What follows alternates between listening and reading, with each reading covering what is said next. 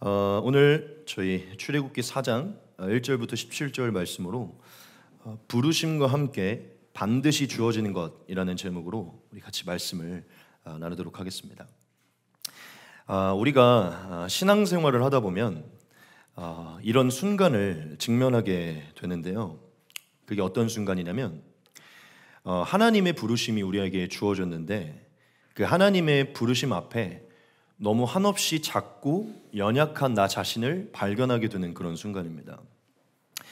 조금 더 자세히 말하면 하나님이 주신 부르심은 지극히 큰데 그 지극히 큰 부르심 앞에 내 모습이 그거에 비해 너무 작아 보이는 그런 나 자신을 발견하게 되는 그런 순간을 맞이하게 된다는 것이죠.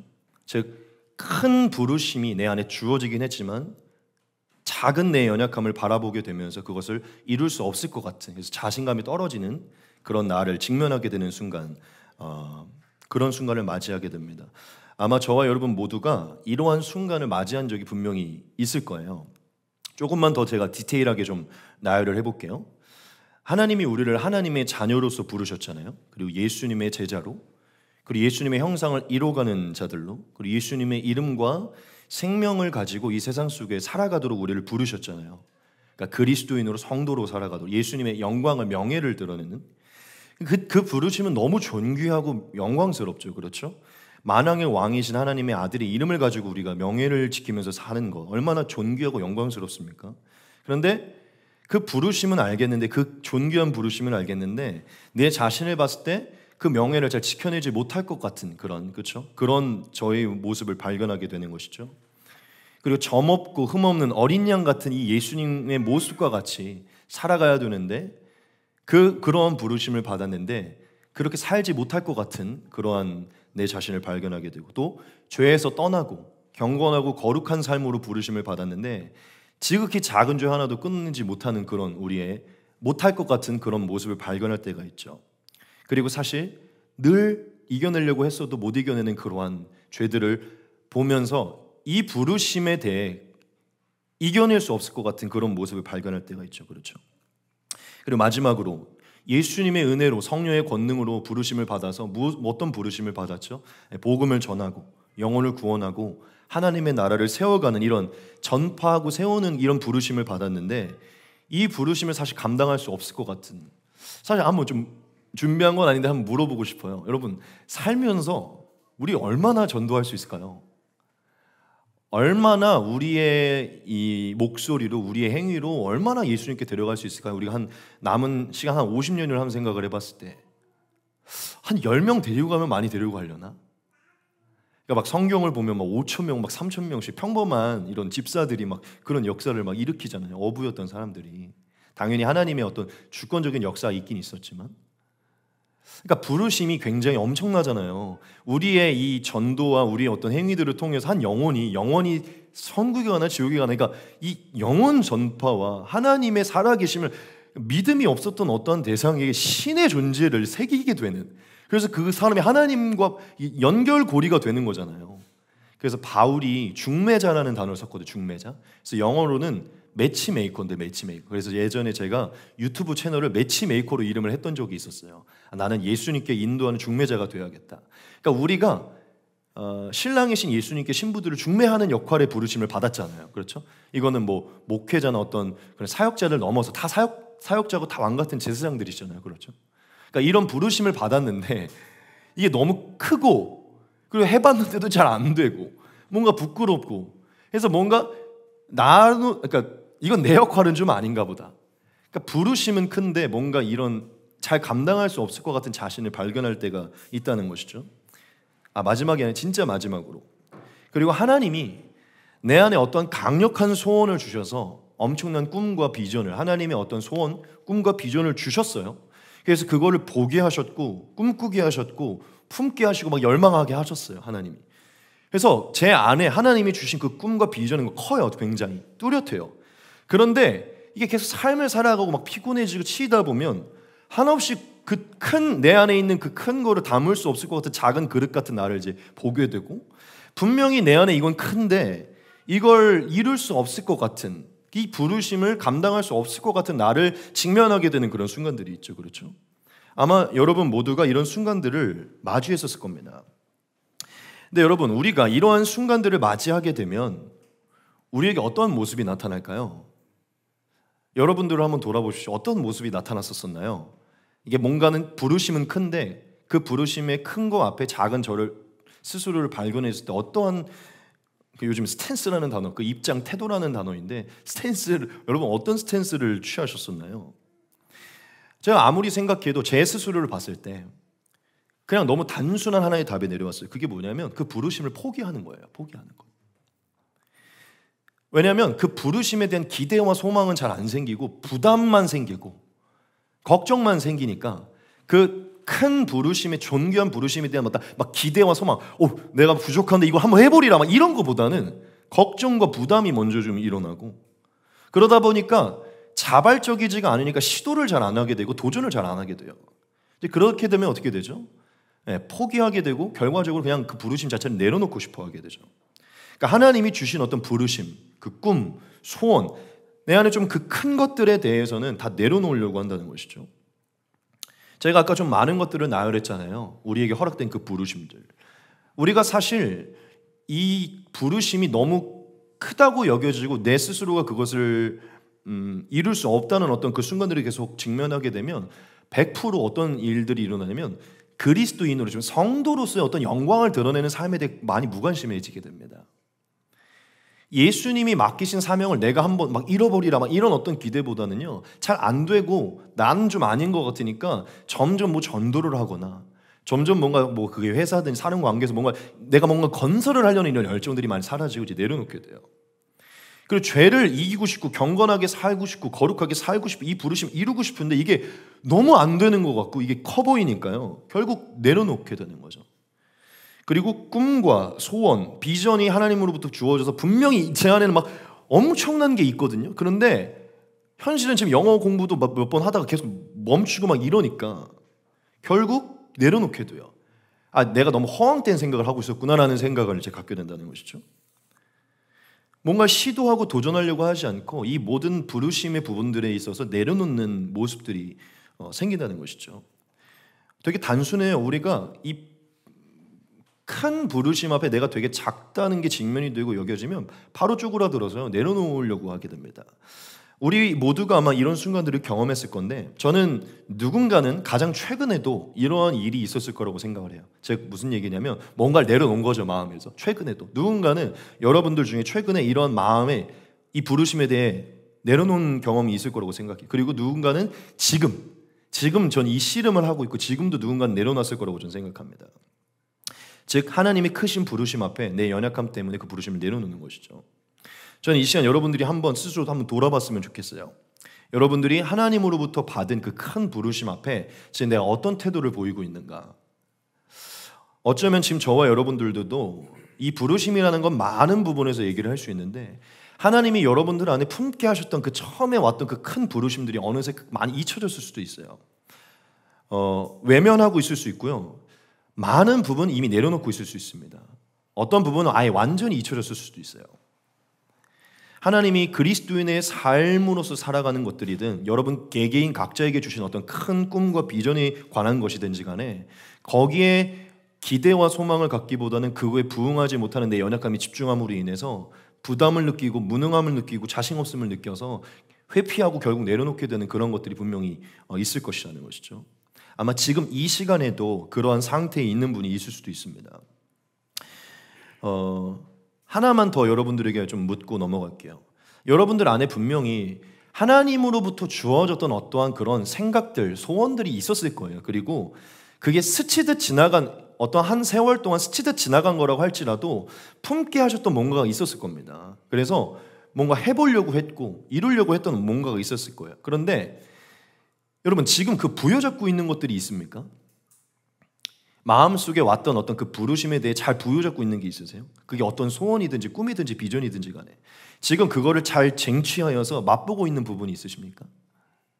뭐 그냥 간단한 예를 들어볼게요. 요즘에는 이제 유튜버나 이런 게 연예인들보다 더 활발하니까 그게 뭐 신앙에 관련된 것이든 뭐 찬양에 관련된 내 직업적인 부분이든 난 무슨 어떤 유튜브 채널을 만들어서 요즘에는 뭐 100만 뭐 이렇게 되네. 나도 조금 저런 이걸 보면서 들어온 거예요. 나도 꾸준하게 해서 이걸 해야겠다 했는데 뭔가 꾸준하지 못하고 이 컨텐츠 내용이 부족하고 막 내 얼굴도 별로이고 목소리도 별로이고 계속 무능함이 발견되니까 결국 중단하게 되는 어떤 이런 일들이 있을 수 있죠. 제가 말하고자 하는 거는 처음 그 소원이 들어왔을 때 그걸 함으로 인해서 지금까지 부여잡고 있는 게 있냐는 것이죠. 지금까지 부여잡아서 그걸 쟁취하고 맛보고 있는 것. 제가 방금 말한 것처럼 구독자가 조금씩 계속 늘어났다든지 아니면 구독자가 좀 늘어나지 않을지언정 이걸 계속 내가 그 꿈 들어왔던 그걸 유지하고 있는 부분들. 여러분들한테 한번 물어보고 싶어요. 하나님으로부터 지금 현재보다 더 큰 어떤 부르심들을 받게 됐는데 그거를 기쁨으로 쟁취하여서 지금 누리고 있는 게 몇 개가 있으신지. 제가 왜 이 말씀을 드리냐면 우리는 계속 내려놓고 포기하는 것들을 많이 경험하게 되면서 사실은 하나님으로부터 들어왔던 것들이 그냥 빠져나가고 하나님으로부터 스치듯 들어왔던 것들이 그냥 스쳐서 지나갔던 것들이 많이 있을 거예요. 그래서 사실 지금 생각보다 부여잡고 있는 게 많이 없을 수 있습니다. 무슨 얘기냐면 제자리라는 것이죠. 생각보다 제자리일 수 있어요. 제가 여러 가지 얘기했죠. 그리스도인으로 명화롭게 살아내리라. 죄에서 떠나리라. 굉장히 거룩하게 살리라. 내가 꼭 전도를 하리라. 뭔가 하나님 영광을 드러내는 어떤 그런 것들. 그리고 내 사업에서 뭐해서 하리라. 막 이렇게 들어왔었는데 생각보다 제자리 걸음, 여전히 안 하고 있는 것들을 발견할 수 있다는 것이죠. 저는 지금 우리가 오늘 스스로 여기서 스스로 한번 돌아보면서 제자리인 우리를 한번 좀 직면해 봤으면 좋겠다라는 생각을 했어요. 하나님이 우리에게 주신 것은 사실 굉장히 많았고 많은데 그 앞에 사실 굉장히 어떤 부분에서 제자리이다라는 것을 좀 직면했으면 좋겠어요. 우리는 생각보다 굉장히 많은 부분에서 제자리 걸음을 하고 있습니다. 저는 이게 우리에게 굉장히 많은 모습이라고 생각하는데 여러분들에게 묻고 싶어요. 여러분 우리가 이런 제자리 걸음 하나님으로부터 주어진 어떤 이 큰 부르심 앞에 제자리 걸음을 하고 있는 이 모습들 쳇바퀴처럼 계속 또다시 제자리로 돌아오는 이것을 우리가 어떻게 극복할 수 있을까요? 하나님의 부르심은 분명히 우리 안에 있는데 그 부르심 앞에 연약한 나에게 집중하느냐고 여전히 그 부르심을 포기하고 내려놓고 그래서 또다시 제자리로 돌아가는 이러한 사이클을 반복하는 이러한 모습을 우리가 어떻게 극복할 수 있을까요? 저는 오늘 말씀을 준비하면서 이 말씀 묵상하면서 오늘 말씀 본문에서 하나님이 우리가 이것을 극복할 수 있는 정말 한 가지의 분명하고 확고한 답을 주고 있다고 저는 확실하게 보게 됐고 오늘 여러분들에게 그것을 전하려고 해요. 오늘 말씀 본문은요 지금 저와 여러분들에게 이것을 극복할 수 있는 확실한 메시지를 주십니다. 저는 오늘 본문을 통해서 여러분들에게 우리가 제자리 걸음을 하고 하나님의 부르심 앞에 나아가지 못하는 이러한 부분을 극복할 수 있는 너무 분명한 확고한 하나의 메시지를 본문을 통해서 여러분들에게 말씀드리기 원하는데요. 제가 오늘 여러분들에게 이 설교의 핵심 메시지를 먼저 말씀드리고 남은 모든 말씀들을 여러분들과 나누기를 원합니다. 여러분 제가 오늘 여러분들에게 전하고자 하는 핵심의 메시지는 뭐냐면요. 제가 오늘 본문을 통해서 하나님이 저와 여러분들에게 이것을 극복하도록 우리에게 주신 확실한 메시지가 무엇이냐면요. 바로 이것이에요. 오늘 본문에서 하나님이 저와 여러분들이 이것을 분명하게 말하고 있습니다. 무엇이냐면 이것입니다. 하나님은 부르심과 함께 반드시 능력을 함께 주신다예요. 하나님은 부르심과 함께 반드시 능력을 함께 주신다는 것입니다. 마지막으로 다시 한번 언급하겠습니다. 하나님은 부르심과 함께 반드시 능력을 함께 주신다는 것입니다. 이것이 오늘 이 본문을 통해 이 설교 시간을 통해 하나님이 저와 여러분들에게 분명하고 확고하게 말씀하시는 메시지입니다. 본문을 잠깐 살필 것인데요. 여러분 하나님께서 이스라엘을 구원하기 위해서 모세를 찾아와서 모세를 부르셨죠. 그렇죠? 그래서 모세에게 그가 한 번도 상상하지 못한 놀라운 부르심을 주셨어요. 근데 모세가 80세였죠. 많이 노쇠해 있었고 늦었다고 생각을 했죠. 그래서 80세였고 이미 늦었다고 생각한 모세는요. 하나님의 그 큰 부르심 앞에 뭐에 집중하고 있었죠? 이미 자신 안에 있는 그 연약함에 집중하고 있었어요. 즉 하나님의 상상하지 못하는 큰 부르심 앞에 그것을 감당할 수 없을 것 같은 감당할 수 없을 만큼 너무 지극히 작은 자신의 연약함에 집중하고 있었다는 것이죠. 우리 저번 주에 나눴지만 잠깐 다시 한번 모세의 태도를 보겠습니다. 모세가 하나님께 아뢰되 내가 누구이기에 바로에게 가며 이스라엘 자손을 애굽에서 인도하여 내릴까? 모세는 지금 하나님의 부르심 앞에 자신의 연약함에 집중을 하고 그걸 감당할 수 없을 거라는 생각을 갖고 있었어요. 근데 모세가 이렇게 주저하고 있을 때 하나님이 모세에게 무슨 말씀을 하시냐면 나는 너와 함께 할 것이고 반드시 내가 너를 통해 이스라엘을 구원할 것이다 라고 그렇게 말씀하세요. 그런데 하나님이 계속 함께 할 것이고 너를 통해 내가 할 것이라는 걸 계속 상기를 시켜도요, 모세가 계속해서 아니요, 저는 자격이 없기 때문에 제가 지금 바로에게 가도 제 말이 먹히지 않을 것이고 이스라엘 백성들, 제가 이스라엘 떠났던 시간도 많고 내가 사실 애굽에서 살았기 때문에 제 말이 먹히지도 않을 것, 즉 무슨 얘기냐면 내가 아무런 영향력을 미치지 못할 것이라고 계속 이제 모세가 얘기를 합니다. 오늘 본문의 1절인데요, 같이 한번 보겠습니다. 모세가 대답하여 이르되 그러나 그들이 나를 믿지 아니하며 내 말을 듣지 아니하고 이르기를 여호와께서 내게 나타나지 아니하셨다 하리이다. 모세는 계속 하나님의 크신 부르심을 자기가 감당할 수 없을 거라고 그렇게 확신하고 이 부르심을 회피하려고 내려놓으려고 했어요. 자, 이게 지금 오늘 본문의 1절인데 모세가 하나님의 크신 부르심 앞에 자신의 연약함을 보면서 그걸 감당할 수 없다고 내려놓으려고 계속 했을 때요, 하나님이 모세에게 하셨던 행동이 있어요. 하나님이 모세에게 하셨던 행동이 있습니다. 그게 무엇일까요? 다른 게 아니에요. 하나님이 모세에게 능력을 주시는 것입니다. 하나님이 모세에게 하나님의 능력을 주시는 것이에요. 모세가 하나님의 부르심을 감당할 수 있도록 그 부르심에 합당한 능력을 하나님이 주십니다. 즉 하나님이 하신 행동은요, 그 부르심에 합당한 능력을 모세에게 부여하신 것이에요. 우리 같이 오늘 말씀 본문 2절부터 9절까지 보겠습니다. 여호와께서 그에게 이르시되 네 손에 있는 것이 무엇이냐? 그가 이르되 지팡이니이다. 여호와께서 이르시되 그것을 땅에 던지라 하시매 곧 땅에 던지니 그것이 뱀이 된지라. 모세가 뱀 앞에서 피하매 여호와께서 모세에게 이르시되 네 손을 내밀어 그 꼬리를 잡으라. 그가 손을 내밀어 그것을 잡으니 그의 손에서 지팡이가 된지라. 이는 그들에게 그들의 조상의 하나님 곧 아브라함의 하나님, 이삭의 하나님, 야곱의 하나님 여호와가 내게 나타난 줄을 믿게 하려 함이라 하시고, 여호와께서 또 그에게 이르시되 네 손을 품에 넣으라 하시매 그가 손을 품에 넣었다가 내어보니 그의 손에 나병이 생겨 눈같이 된지라. 이르시되 네 손을 다시 품에 넣으라 하시매 그가 다시 손을 품에 넣었다가 내어보니 그의 손이 본래의 살로 되돌아왔더라. 여호와께서 이르시되 만일 그들이 너를 믿지 아니하며 그 처음 표적의 표징은 받지 아니하여도 나중 표적의 표징은 믿으리라. 그들이 이 두 이적을 믿지 아니하면 네 말을 듣지 아니하거든 너는 나일 강물을 조금 떠다가 땅에 부으라. 네가 떠온 나일 강물이 땅에서 피가 되리라. 아멘. 하나님이 모세에게 이렇게 말씀하셨어요. 하나님이 모세에게 지팡이가 뱀이 되고 뱀이 지팡이가 되고 또한 나병이 생겼다가 사라지고 또 마지막 구절에 나일 강물을 떠갔을 때 그것이 모세의 손으로 피로 변하는 이 역사들을 보이시면서요, 무엇을 말씀해 주신 것이냐면 하나님께서 모세의 손을 통하여서 능력을 행할 것임을 모세에게 확신시켜 주신 거예요. 중요한 건 모세의 손을 통하여 그걸 잡으라고 하십니다. 지팡이를 던져서 그걸 잡으라고, 모세가 잡을 때 능력이 나타나게 하세요. 그리고 모세의 손과 몸을 통해서 너의 손과 몸을 통해 내가 이적과 표적을 행할 것이다라고 하나님 모세에게 말씀을 하세요.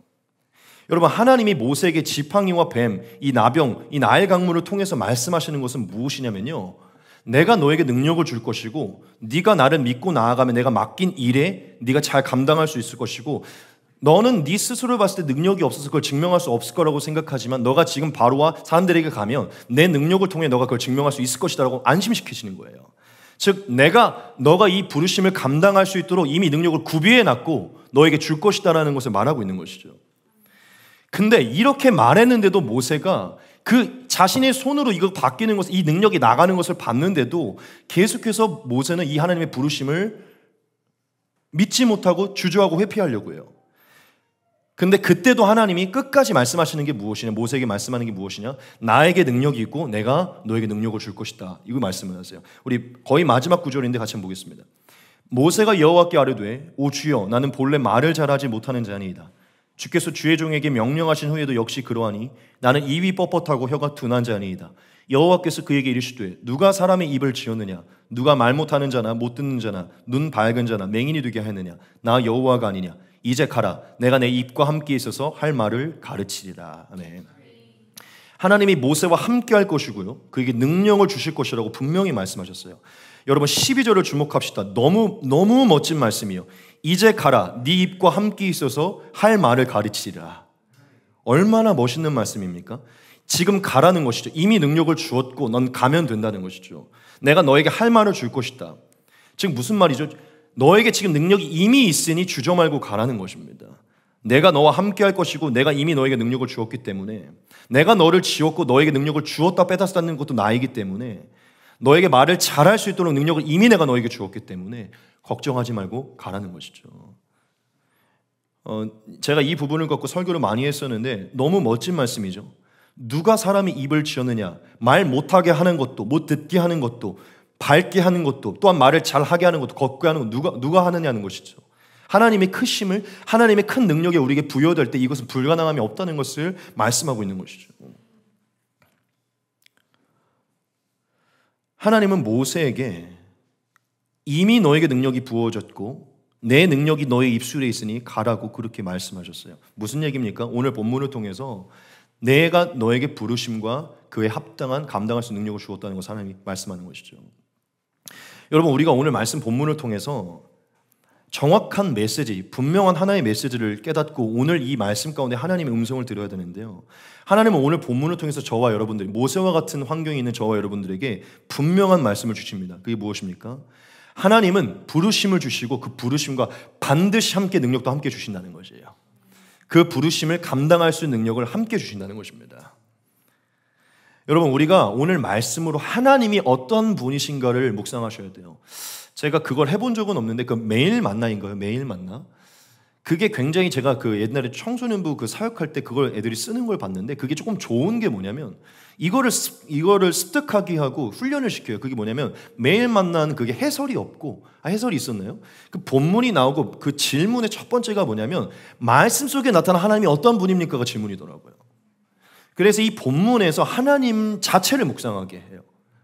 여러분, 우리가 오늘 이 말씀에서 다른 거 다 내려놓고 모세와의 관계 속에, 한 영혼과 하나님과의 관계 속에 하나님의 태도를 한번 보시기 바랍니다. 하나님이 어떤 분이십니까? 하나님은 부르심을 주시고 그 부르심을 이룰 수 있는 능력을 같이 주시는 분이세요. 즉, 부르심만을 주시고 뒷짐지는 분이 아니시라는 것입니다.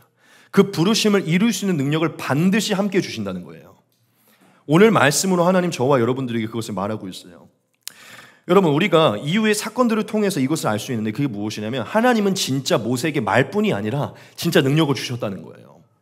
여러분, 하나님이 진실로 모세가 이후에 대략 한 200만 명이 넘는 장정을요, 이 군중을 한 지역에서 한 지역으로 옮기는 일들을 감당할 수 있는 카리스마를 줬어요. 그 능력을 줬어요.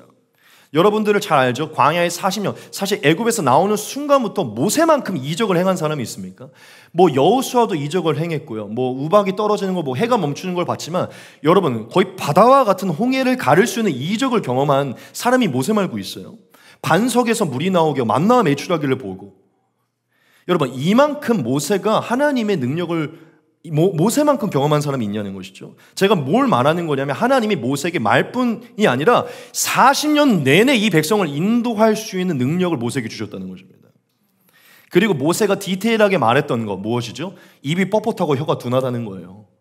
모세는 그만큼 사람들에게 카리스마 있게 그들을 인도하고 뭔가 할 수 있는 게 없다고 본인의 단점을 너무 잘 알고 있었어요. 근데 여러분, 예전에도 한번 제가 언급했던 것 같은데 하나님은 능력을 주셔서 이것을 완전히 역전시켰거든요. 그걸 뭘로 알 수 있는지 압니까? 뭐 많은 모세의 기도를 통해 알 수 있지만 그냥 신명기를 보면 알 수 있어요. 여러분, 신명기가 34장인데 그 34장이 다 뭔 줄 아십니까? 모세의 설교예요. 설교. 입이 뻣뻣하고 혀가 둔해서 설교를 못하고 사람들에게 뭔가를 말하지도 못하고 두려워했던 모세가요, 죽기 직전의 모세의 모습을 보면요, 광야 앞에 수많은 몇백 명의 관중을 세워놓고요, 적으라고 해놓고 설교를 해요. 마지막에 축복까지 하고 최고의 축복의 구절들을 남기고 갑니다. 여러분, 하나님이 모세에게 그 부르심을 1%도 부족함 없이 이룰 수 있도록 그 100%의 능력을 주세요. 그래서 그 부르심을 완벽하게 이루게 하십니다. 여러분, 우리가 오늘 이 말씀을 통해 하나님을 명확하게 인식해야 되는데, 이 본문을 통해서 하나님은 부르심과 능력을 반드시 함께 주신다는 거예요. 능력을 안 주시면서 그걸 감당할 수 있도록 하지 않는다는 것이죠. 하나님은 부르심을 주시고 그 부르심을 능력으로 걸어가 그 능력으로 지속할 수 있도록 하는 게 하나님이라는 겁니다. 사실 이건 오늘 단순히 오늘 말씀뿐만 아니라 사실 성경의 전체적인 맥락 속에서도 우리가 알 수 있는 것이에요. 하나님은 성경의 전체적인 맥락 속에서 하나님이 어떤 분이신지를 계시하는데 그게 무엇이냐? 부르심을 주시고 능력을 늘 부여하셨다는 것이에요. 여러분, 이후에 모세 이후에 나타난 인물 여호수아에게도 가나안 온 땅을 정복하라는 부르심을 주시고 그 전쟁에서 승리할 수 있도록 하나님의 영을 부으셔서요, 모든 지혜와 모든 능력과 쌓을 수 있는 능력을 주셔서요, 한 번도 패하지 않도록, 순간에 아간의 죄 이후에는 단 한 번도 패하지 않도록 능력을 주십니다. 그리고 여러분 잘 알죠? 가장 좀 찌질했던 사람 중 한 명, 기드온. 부르심 받았는데도 술타장 옆에 숨어갖고 못한다고. 근데 하나님 뭐라고 말씀하시죠? 나와라, 내가 너에게 영을 부으리라. 타작기에서 나와서 영을 받았을 때요, 이스라엘을 구원하는 자가 돼요. 큰 용사라고 말씀을 하시죠. 삼손도 마찬가지예요. 조금 안 좋은 결말이긴 하지만 삼손에게도 하나님의 영을 부으셔서 그 부르심을 하게 해요. 온니엘도 마찬가지고요, 우리가 잘 좋아하는 다윗도 마찬가지, 솔로몬도 마찬가지고, 선지자로 넘어가면 엘리야, 엘리사 다 하나님의 영을, 능력을 부여받습니다. 그래서 엘리야가 떠나기 전에 계속 간구했던 게 뭐죠? 능력을 달라는 거예요. 당신이 했던 그 갑절의 능력을 달라는 거예요. 그 능력이 이 부르심을 감당하게 하니까. 근데 하나님이 그 엘리사의 강력한 그 마음의 소원을 받으셔서요, 엘리야를 통해 갑절의 능력을 줍니다. 그래서 엘리사의 역사를 보면 엘리야보다 훨씬 더 능력을 행해요. 우리가 잘 아는 이사야, 예레미야는 말할 것도 없고요, 모든 하나님의 영으로 글을 기록할 수 있는 능력을 주시죠. 선포할 수 있는 능력을. 우리 잘 아는 브살렐, 오홀리압, 성막을 짓고 하나님의 능력이 와서, 그게 뭐 찬양의 인도자든 성막이든 미술이든 어떤 부분이 그걸 감당하게 하시죠. 그 마음에 주신 것을 감당하게 하신다는 것이죠. 다니엘도 마찬가지, 하나님의 영이 임해서 모든 학문에 뛰어나고 모든 이들보다 뛰어났었어요. 하나님이 부르심을 줬던 모든 사람들에게는요, 보면요, 다 하나님의 영을 주세요. 사실 그토록 우리가 부정적으로 여기는 사울도요, 하나님이 영을 부었어요. 처음에 사무엘을 통해서 하나님의 부르심을 주시고, 사울도 막 숨었거든요. 되게 순진했어요. 사울이, 알아요? 굉장히 소심했어요. 머리가 이렇게 하나만큼 크고 이렇게 가장 준수했던 사람이라고 기록되어 있는데, 키도 크고 얼굴 준수했는데 소심했었어요. 그래서 나오라 그랬는데 안 나왔었어요. 사울이. 여러분, 우리 가끔 보면, 주변에 보면 키 엄청 크고 막 떡대 이만하고 물구락부락하게 생겨는 되게 소심한 애들이잖아요. 사울이 그런 사람이었어요. 성경에 정확히 뭐라고 기록되어 있는지 알아요? 사무엘이 기름을 부은 그 다음날 마음이 변화되어갖고 엄청난 많은 이스라엘을 인도하는 그 다음날부터 마음이 변했다고 얘기를 해요. 그러니까 하나님은 왕의 자리면 왕의 자리로, 선지자의 자리면 선지자의 자리로, 제자의 자리면 제자의 자리에 능력을 늘 부여하셨다는 것이죠.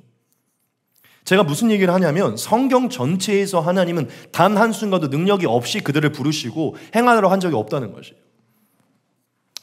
하나만 더 나누시자. 가장 중요한 건 무엇이죠? 신약시대죠. 신약시대. 여러분, 하나님은 12사도에게, 사실 12사도 넘어서서 예수님을 믿고 따랐던 모든 제자들에게 무엇을 주셨죠? 하나님의 성령의 권능을 부여해서 예수님을 믿고 예수님을 따르고, 예수님을 믿고 따르는 모든 이들에게 지혜와 계시의 영을 부으시고 힘과 능력을 주시고, 12사도에게만입니까? 동일한 성정을 가진 집사이든지 그게 제자이든지 사람들에게 역사하시고, 어떤 이들에겐 예언의 은사를, 어떤 이들은 방언의 은사, 어떤 이들은 치유의 은사를 다 주셔서 예수님과 동일한 삶을 살게 하고, 예수님이 했던 그 일들을 그대로 행하게 하세요. 어디서? 신약시대, 지금 우리가 살고 있는 예수님이 하셨던 거를 그대로 하게 해요. 사실은 바울의 역사를 보면 거의 예수님과 버금갑니다. 예수님이 죽은 자를 살리시는데 베드로와 바울도 죽은 자를 살려요. 그러니까 제가 이거 좀 스포인데 여러분들에게 좀 이거 하나만 그냥 전하고 넘어가, 그냥 감동이 와서. 여러분, 하나님은 굉장히 겸손하셔서, 너희는 인간이고 나는 하나님이니까 나만 영광을 취할게, 너희는 영광을 취하면, 이렇게 하지 않고, 너무 신기한 거는 하나님의 아들이신 예수님이 갖고 있는 영광을 우리가 가질 수 있도록 해요. 당연히 우리가 하나님께 영광을 돌리지만 그만한 엄청난 영광을 주신다는 거예요. 제가 얼마 전에 창세기를 보다가 좀 이거는 나누고 넘어갈게요, 중요해서. 아니, 하나님이 아브라함이었다가 아브라함으로 이름을 바꾸라 그러고, 사라였다가 사라로 이름을 바꾸라 그러잖아요. 근데 그러면서 하나님이 그러는 거예요. 그 아브라함의 이름이 뭐냐면, 이 뜻이 뭐냐면, 아브람이 아버지라는 의미인데, 아브라함은 열국의 아버지, 민족의 아버지라는 뜻이에요. 그리고 사례를 사라로 바꾸는데, 그 사라가 뭐냐면 여주인이라는 뜻인데, 열방의 온 민족의 여주인이라는 거예요. 그 말은 곧 온 열방의 어머니가 될 거라는 거거든요. 여러분, 근데 열방의 아버지가 누굽니까? 하나님이에요. 열방의 어머니가 누구예요? 하나님이시죠. 그런데 하나님이 한 대상에게 넌 모든 민족의 아버지라 칭함을 받는 영광을 내가 줄 거야 라고 얘기를 해요. 제가 그걸 보면서 무슨 얘기를 했냐면 이게 대체 어떠한 영광인가? 아브라함은 생전에 진짜 이거 우리는 그걸 안 믿지만 전생에 뭐였길래 열국의 아버지라는 영광을 얻냐고요. 우리한테도 그걸 얻고 있잖아요. 하나님은 사람에게 영광을 주신다는 거예요. 영광을. 그러니까 하나님이 굉장히 신기한 건 영광을 주세요. 영광을. 그런 칭호를 얻도록 열국의 어머니라, 열국의 아버지다. 제가 무슨 얘기를 하고 싶은 거냐면 하나님은 지금 예수님과 버금가는 사역들을 제자들이 감당하게 하면서 예수님이 나만 이 능력 정도는 나만 할 수 있으니까 너희한테 안 줄 거야 이렇게 얘기하진 않고 내 이름으로 그대로 해라. 그대로 할 수 있을 것이다. 다만 아버지께 영광을 돌려라. 근데 아버지께 아무리 영광을 돌려도 우리가 어느 정도 영광을 얻죠, 여러분. 우리의 중심이 중요한 거죠.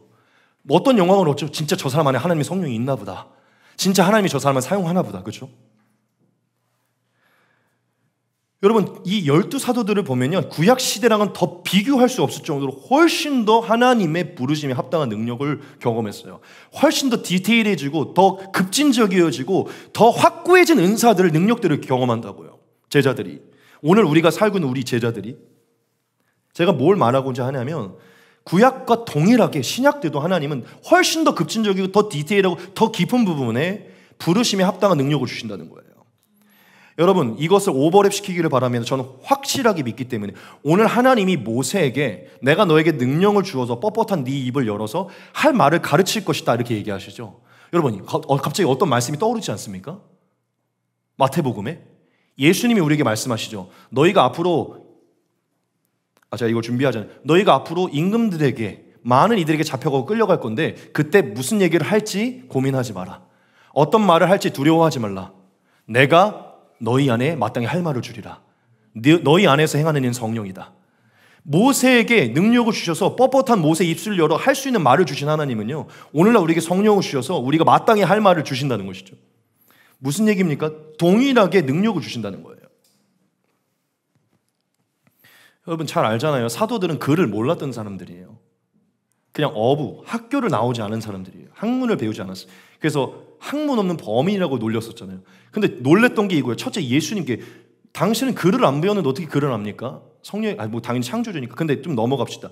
12사도들 중에 베드로, 안드레, 빌립 이런 사람 다 어부들이었는데 저들이 갈릴리 나사렛에서 난 자들인데 어떻게 글을 아느냐? 다 놀란 거예요. 무엇이죠? 능력이 주어졌기 때문에. 모르는 단어를 쓰게 되고 모르는 말들을 막 하게 되고. 여러분, 하나님은 신약에서도 그들이 많은 이들을 주께로 인도할 수 있는 느낌, 아우라라고 그러죠. 아우라, 카리스마. 여러분, 카리스마라는 단어가요, 성경에서 나온 단어예요.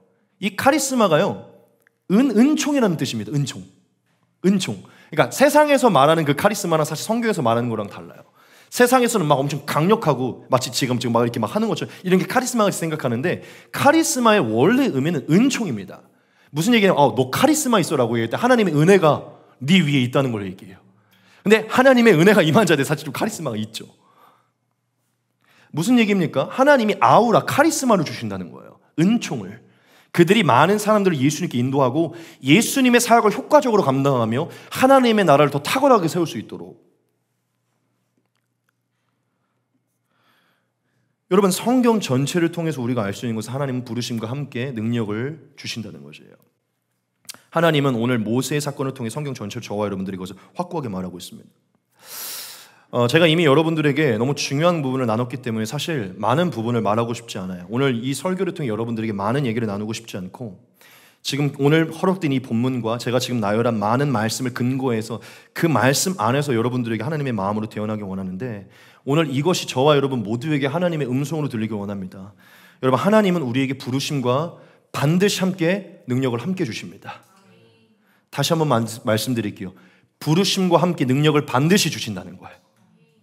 여러분들이 어떠한 부르심을 받았건 얼마나 큰 부르심을 받았건 얼마나 높고 위대하고 원대한 부르심을 받았건 상관없이 하나님은 우리가 하나님으로부터 그 부르심에 합당한 것을 이룰 수 있도록 능력을 부여하신다는 것입니다. 반드시 함께 주신다는 것이에요. 왜냐? 하나님께는요, 어떠한 원대한 부르심이든 이룰 수 있는 능력이 있기 때문이에요. 하나님은 부르심보다 크시고 부르심보다 높으시고 부르심보다 다 원대하기 때문이죠. 여러분, 우리가 그리스도인으로 성도로 부르심을 받았습니까? 제가 확실히 말씀드릴게요. 그리스도인 성도로 살아갈 수 있는 능력을 주십니다. 죄 씻음을 받고 죄를 떠나야 되는 부르심을 받았습니까? 반드시 그 능력을 주십니다.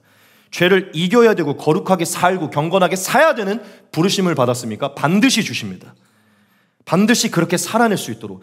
저와 여러분, 전도하며 하나님의 나라를 세우며 영혼을 구원하고 케어하는 대로 부르심을 받았습니까? 반드시 감당할 수 있는 능력을 주실 것이에요. 조금 더 디테일하게 목회자로, 선교사로, 사역자로 부르심을 받았습니까? 반드시 그 능력을 주실 거예요. 교회를 섬기는 자로 부르심을 받았으니까 반드시 주실 것입니다. 부모로 부르심을 받았습니까? 부모로 살 수 있는 능력을 주실 거예요. 처음 하더라도. 스승으로 부르심을 받았습니까? 스승을 감당할 수 있는 능력을 주실 것입니다. 사업가로 부르심을 받았습니까? 사업가의 능력을 주실 거예요. 운동선수, 연예인, 직장인 여러 가지들로 부르심을 받았습니까? 합당한 능력을 주실 것이에요. 큰 일을 맡게 되었습니까? 큰 프로젝트를 맡게 됐습니까? 큰 자리에 부르심을 받고 높은 위치에 부르심을 받았습니까? 큰 책임을 맡게 되는 부르심을 받았습니까? 반드시 합당한 능력을 주실 것입니다. 하나님은 여러분들이 그것을 감당할 수 있기 때문에 거길로 부르신 줄 믿습니다. 나 지금 내 모습을 봤을 때 도무지 감당할 수 없을 것 같은, 도무지 나는 해낼 수 없을 것 같은 어떤 강력한 소원함이 들어왔습니까? 꿈과 비전이 들어왔습니까? 반드시 이룰 수 있는 능력을 주실 것이에요.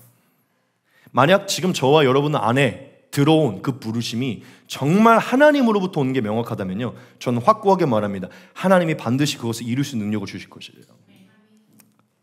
한 가지만 더 깊은 진리를 말씀드리기 원하는데요, 사실 엄밀히 따지면 하나님께서 능력을 주실 것이고 주신다라는 말은 사실 틀린 말이에요. 여러분, 우리는 신약시대를 살아가고 있고 예수님 오신 이후의 은혜를 살아가고 있죠. 여러분, 사실 제가 더 깊은 진리를 말씀드리기 원하는데 하나님의 능력을 주실 것이고 주신다가 아니라 우리는 이미 능력을 가지고 있습니다. 제가 다시 한번 더 깊은 진리를 말씀드리는데, 우리가 부르심을 받았습니까? 이미 능력을 가지고 있습니다. 저와 여러분들이 어떠한 부르심을 받았든지 간에 이미 능력을 가지고 있는 것이에요.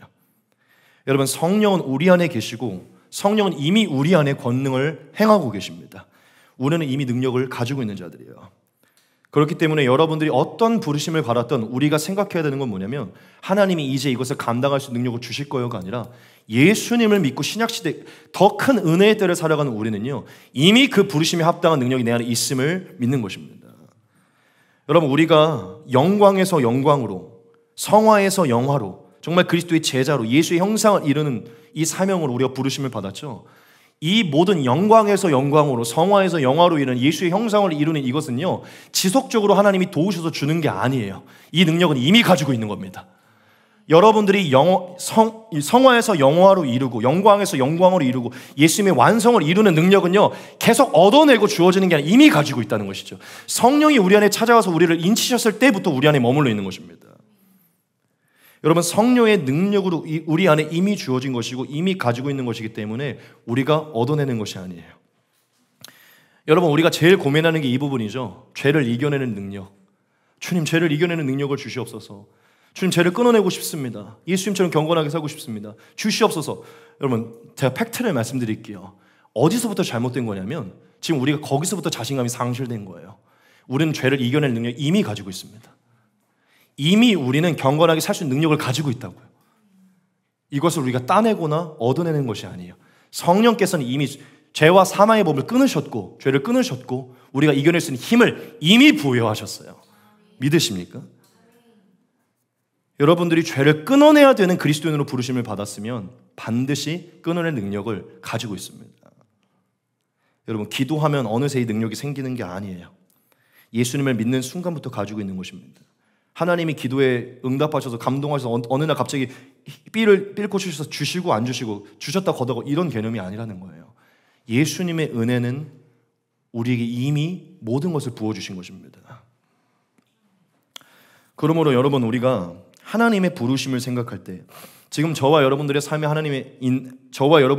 있는 하나님의 부르심을 생각할 때 이것을 반드시 기억하기 원하는데, 그게 뭐냐면 하나님의 부르심과 능력은 불가분의 관계라는 것입니다. 하나라는 것이에요. 하나님은 부르심과 능력을 같이 주신다는 겁니다. 여러분, 하나님은 능력 없이 부르심만 주시지 않는다는 것이에요. 요즘 말로 얘기하면 1+1이라는 것이죠. 부르심 안에는 능력이 포함되어 있다는 것입니다. 여러분, 이것을 깨달으셔야 돼요. 하나님의 성령의 역사로 능력이 들어오지 않은 사람은요, 예수를 주로 고백할 수 없어요. 하나님의 성령의 능력으로 능력을 받지 않은 자는 죄를 이겨낼 생각조차 안 해요. 무슨 얘기냐면, 오케이, 예수를 믿었구나, 너에게 이제 나중에 능력을 줄게가 아니라, 하나님은 예수를 믿은 순간 우리에게 능력을 주시고 예수를 따르게 하신다는 것이죠. 지금 이해가 되십니까? 예수를 믿은 우리 안에, 성령을 받은 우리 안에는 이미 능력이 있다는 것이에요. 조금 더 솔직하게 얘기합시다. 제가 지금 이 두 가지가 한계라고 얘기했죠. 사실 이 부르심은 누가 주는 것이죠? 하나님이 주는 것이죠. 그리고 이 능력도 누가 주는 것이죠? 하나님이 주는 것이죠. 우리 모세의 예를 한번 생각해 봅시다. 모세에게 부르심을 주셨을 때 누가 부르심을 주셨죠? 하나님이 부르심을 주셨죠. 근데 그 부르심도 누구의 내용이죠? 하나님의 내용이죠. 그리고 모세에게 능력을 주실 때도 누가 주시죠? 하나님이 주세요. 무슨 얘기냐면, 사실 모세는 통로에 불과한 거예요.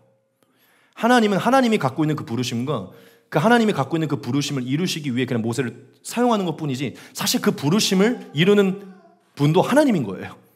하나님 안에 부르심과 능력이 같이 있는 것입니다.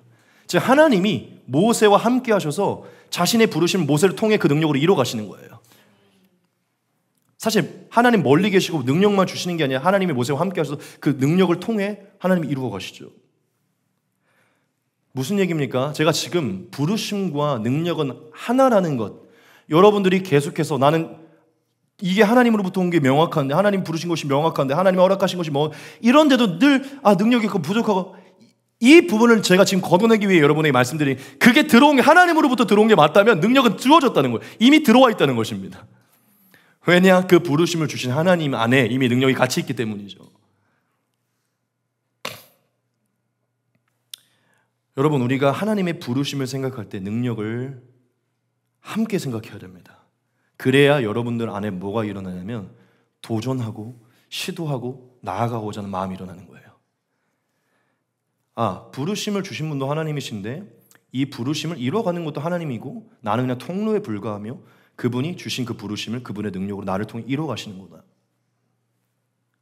그렇게 생각해야 지금 현재 내 느낌과 내 감정과 내가 지금 현재 바라본 내 연약감에 초점을 두지 않고 하나님의 성품과 행하심을 바라보면서, 지금 내 안은 감당할 수 없는 어떤 큰 부르심이 있지만 내 안에 계신 이 부르심보다 크신 하나님이 그 자신의 부르심을 자신의 능력으로 내 안에서 동일하게 이뤄갈 것이다라는 것을 믿고 우리가 기대와 소망을 가질 수 있다는 것이죠.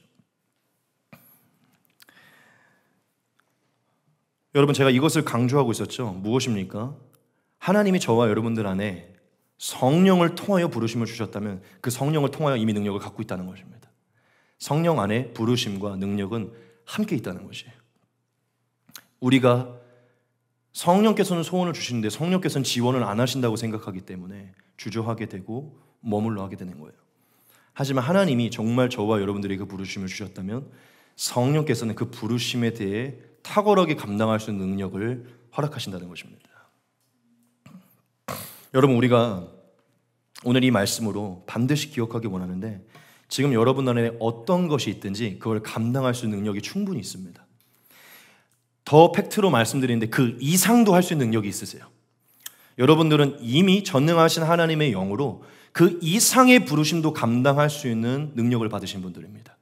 그래서 예수님이 떠나기 전에 이렇게 얘기하셨죠. 내가 했던 일을 너희가 그대로 할 것이고 내가 한 것보다 너희가 더 큰 일을 할 수 있다.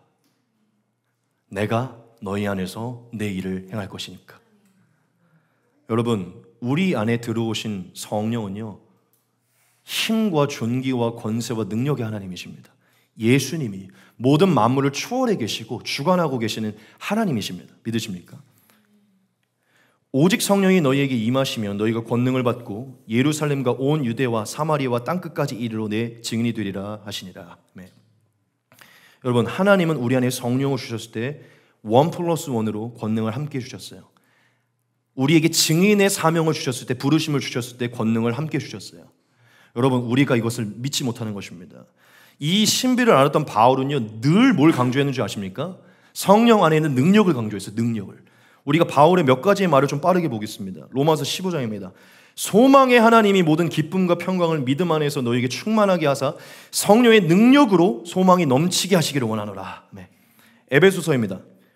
우리 가운데서 역사하시는 능력대로 우리가 구하거나 생각하는 모든 것에 더욱 넘치도록 능히 하실 이에게 교회 안에서와 그리스도 예수 안에서 영광이 대대로 영원무궁하기를 원하노라. 네. 분명하게 말하죠. 우리 가운데서 역사하시는 그 능력대로. 빌립보서 4장입니다. 우리가 잘 아는 말씀이죠. 내게 능력 주시는 자 안에서 내가 모든 것을 할 수 있느니라. 여러분, 이 말씀 막 설교 들으면서 그런 얘기 많이 듣잖아요. 저도 무슨 얘기인지 알아요. 이게 맥락을 보면 막 엄청난 뭐 권능을 행하는 이런 게 아니라 막 궁핍에 추할 줄도 알고 뭐 매도 맞고 견디고 이런 맥락이에요. 그런데 여러분, 그런 맥락에서 쓰인 것은 맞지만 제가 말씀드리고 싶은 게 무엇이냐면 바울이 여기서 말하고 있는 모든 능력은요, 그 이상도 포함하고 있는 것들이에요. 왜냐, 바울은 진짜 그 이상도 했던 사람이거든요.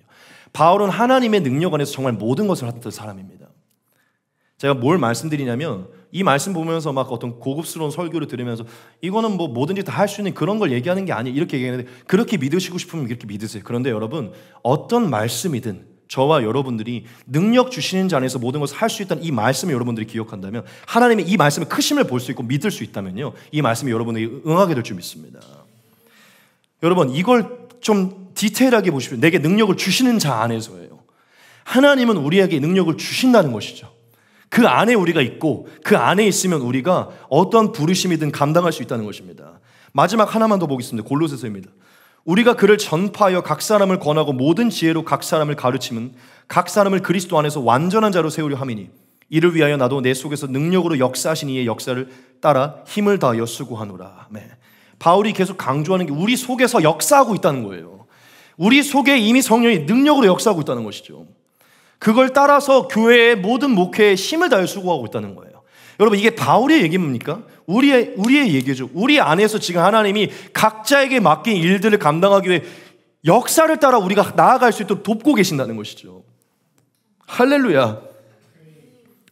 여러분, 바울은 성령을 통해 능력은 함께 주어진 것이고 이걸 믿음으로 나아갈 때 진실로 바울이 말한 것처럼 그 속에서 역사하신 능력대로 더 믿음의 눈을 키우고 더 지각을 열어서 나아갈 때 역사가 일어난다는 것들을 바울은 바라보면서, 우리가 잘 알죠. 바울은 한 번도 주저했던 적이 없어요. 예수를 믿고 성령을 받은 그 순간부터 예수를 전하러 나아갑니다.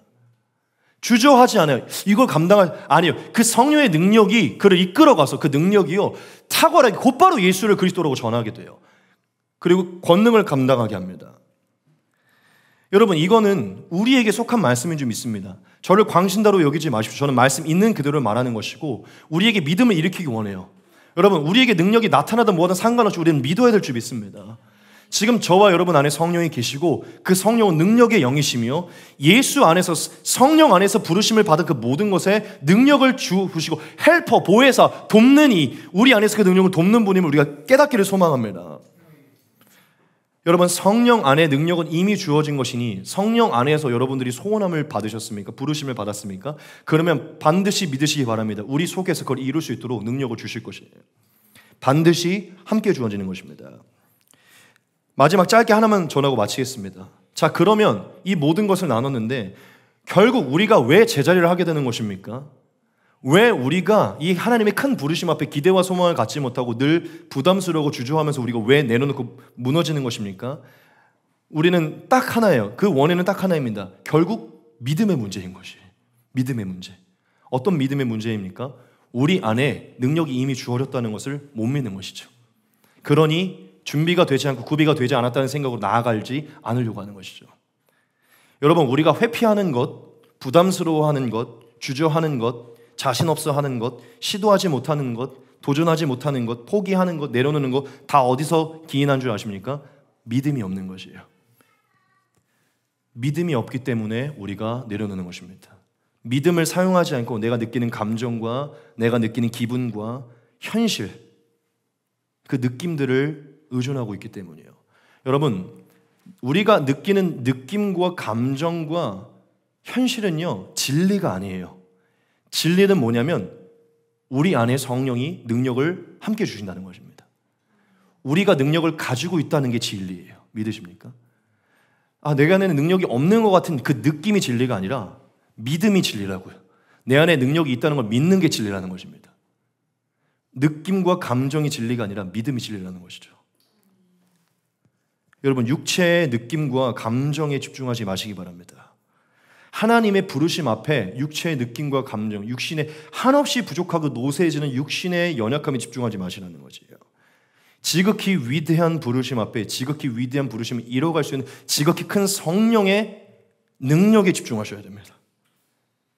그게 하나님이 우리에게 허락하신, 믿으라고 주신 진리이기 때문이에요. 여러분, 우리 안에 있는 성령은 리얼, 진짜 현실인 줄 믿습니다. 그 성령은 부르심과 능력을 함께 주시는 게 또한 진리, 현실인 줄 믿습니다. 그게 현실이에요. 우리 안에 있는 믿음이 부족함을 오늘 이 말씀으로 다시 한번 일으키기 원합니다. 오늘 돌아가면서 또 잊어버릴 수 있지만 또 다시 되새기기 원합니다. 예수께서 이르시되 할 수 있거든이 무슨 말이냐? 믿는 자에게는 능히 하지 못할 일이 없느니라 하시니. 마태복음 17장입니다. 이르시되 너희 믿음이 작은 까닭이니라. 진실로 너희에게 이르노니 만일 너희에게 믿음이 겨자씨 하나만큼만 있어도 이 산을 명하여 여기서 저기로 옮겨지라 하면 옮겨질 것이요 또한 너희가 못할 것이 없으리라. 네. 여러분, 우리가 주저하는 이유는요, 믿음이 없기 때문입니다. 여러분, 누군가 다투러 나간다고 한번 생각을 해봅시다. 싸우러 나가요. 진짜 치고받고 딱 봐도 내가 몇 번 이겼던 상대예요. 그래서 지금 라면 먹다가 나가도 이길 수 있을 것 같아요. 그럼 여러분 그냥 추린 입고 나가겠죠. 굉장히 담대하게 나갈 거예요. 근데 딱 봐도 내가 쟤를 이길 수 없을 것 같은 마음이 드니까 그냥 문자로 미안하다고 얘기를 하거나 숨어 있는 것이죠. 그리고 계속 심장이 뛰는 것이죠. 여러분, 결국 믿음이에요. 저와 여러분들이 이길 수 있다는 확실한 믿음이 있을 때, 쟤는 내가 이길 수 있어. 믿음이 있을 때 문 나가는 게 쉬워진다는 것이죠. 여러분, 믿음을 키우셔야 됩니다. 하나님이 진짜 부르심에 합당한 능력을 주신다는 믿음을 가지셔야 돼요. 오늘 저 진짜 여기서 이 말 또 하게 되는데 진짜 한 사람만 제 말을 듣고 오늘 생각을 바꾸시기를 부탁드립니다. 한 사람이면 돼요. 여러분, 하나님이 부르신 거에 대해 확실하게 능력을 주신다는 것을 믿으시기 바랍니다. 그게 여러분들에게 지속하게 하고 도전하게 하고 생각보다 쉽게 걸어가게 하는 역사를 만들 것이에요. 여러분, 이제 말씀을 마치도록 하겠습니다. 여러분, 오늘 모세의 하나님이 우리 하나님인 거 믿으시죠? 성경에 기록된 하나님이 우리 하나님인 거 믿으시죠? 그리고 하나님 오늘 모세 또 성경 역사를 통해서 부르심을 주시고 능력을 함께 주시는 거 믿으시죠? 그리고 그 하나님이 우리 안에 성령으로 살아계시고 그 성령은 능력을 주시는 거 믿으시죠?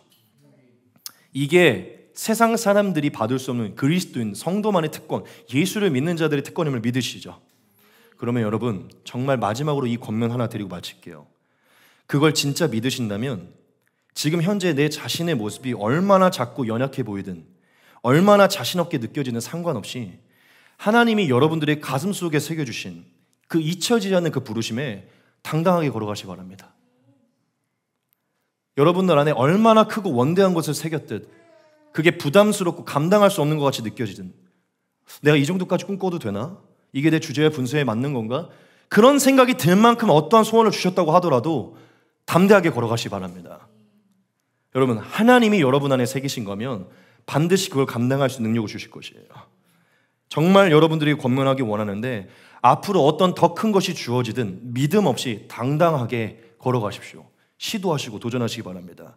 모든 앞으로 주어지는 모든 부르심에 즐거워하시고 감격하시고 기대하고 소망을 가지고 걸어가시기 바랍니다. 여러분, 하나님은 지금 우리 안에 있는 모든 부르심보다 크신 분이에요. 모든 부르심의 부르심보다 크시고 부르심들의 부르심보다 크신 분입니다. 그리고 하나님은요, 지금 저와 여러분들에게 그 부르심을 주신 것을 후회하지 않으시기 때문이에요. 그 부르심을 주시고 그 부르심을 이룰 수 있도록 우리에게 능력을 주신 것을 후회하지 않기 때문입니다. 하나님의 은사와 부르심에는 후회하심이 없느니라. 하나님의 은사와 부르심에는 후회하심이 없느니라. 후회하는 건 우리 자신입니다. 내가 그냥 이거 한다고 말하지 말걸. 내가 이거 한다고 다 때려치고 돌아오지 말걸. 이거 한다고 입학하지 말걸. 뭐 하지 말걸.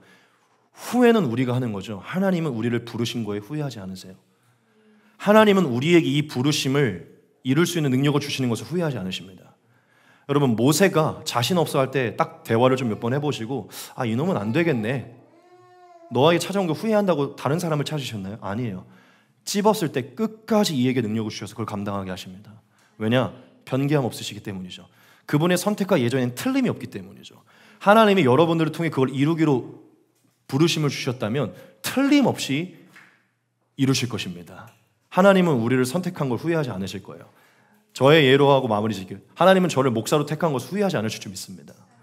여러분들을 무엇으로 불렀던, 그 CEO든 요식업이든 무엇으로 부르셨든 후회하지 않으실 거예요. 여러분, 기쁘게 걸어가십시오. 여러분, 말씀 마치겠습니다. 하나님은 부르심과 함께 능력을 반드시 주십니다. 오늘 제가 말씀을 제목을 이렇게 정했죠. 부르심과 함께 반드시 주어지는 것 딱 하나입니다. 하나님의 능력이에요. 하나님이 우리 안에서 그 부르심을 당신의 능력으로 우리를 통해 함께 이루어 가실 것입니다. 할렐루야. 오늘 다시 일어나시고 생기를 가지고 도전하시기 바랍니다.